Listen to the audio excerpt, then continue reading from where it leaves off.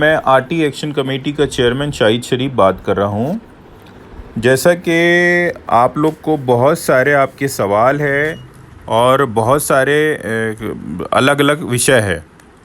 अब मैं आपको सबसे पहले ये बता दूँ कि आपको जो 12 तारीख को, 15 तारीख को जो टोकन्स मिले थे और जिन्होंने फॉर्म सबमिट किए थे, उसमें विभिन्न प्रकार की समस्याएं आई हैं।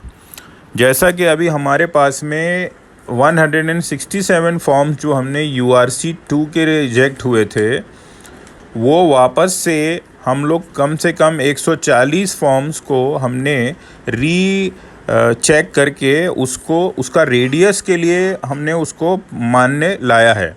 उसके दस्तावेज़ों की अभी चेकिंग बाकी है। तो जो 167 जो फॉर्म्स निरस्त हुए थे वो वापस आ गए हैं। एक चीज़, ठीक है, ये इसको आप नोट कर लीजिए।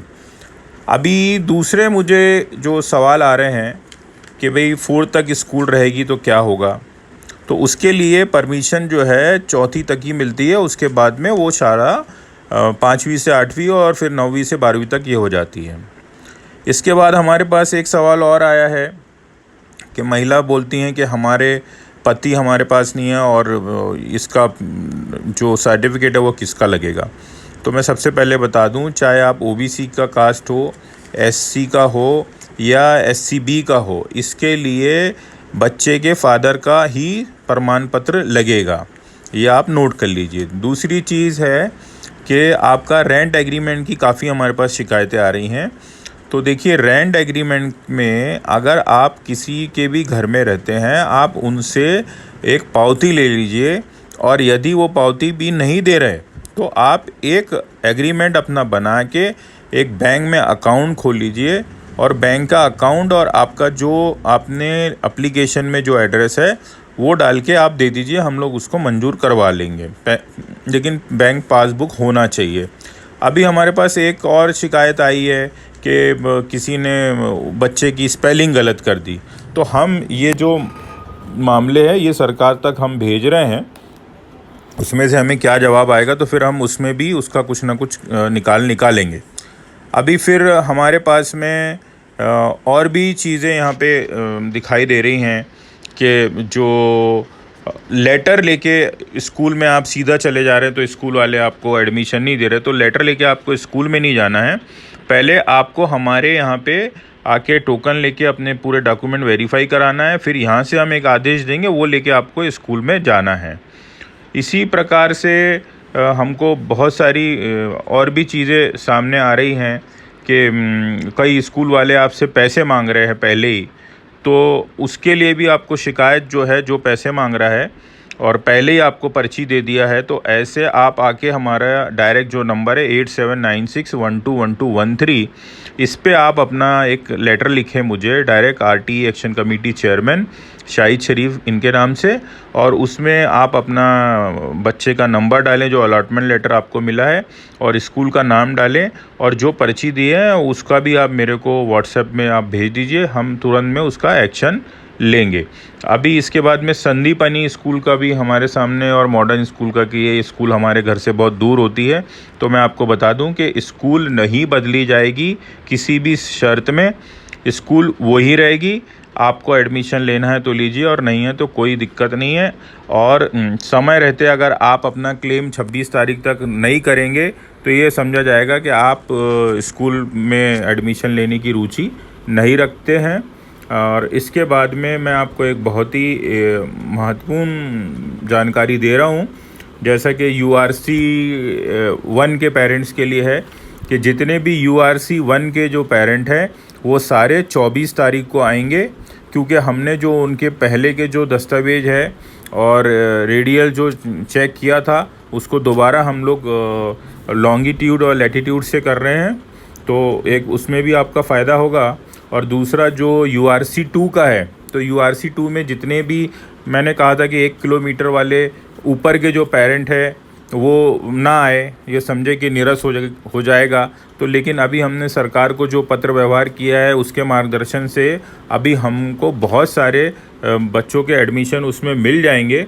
और रेडियस के हिसाब से। और बाकी आपके जो दस्तावेज़ जो हैं, जो डॉक्यूमेंट्स हैं, वो वेरिफिकेशन में वैध होना चाहिए, और वो अगर वैध होते हैं तो फिर आपको भी उसमें भी एडमिशन मिल जाएगा, तो उसमें ऐसी कोई बात नहीं है।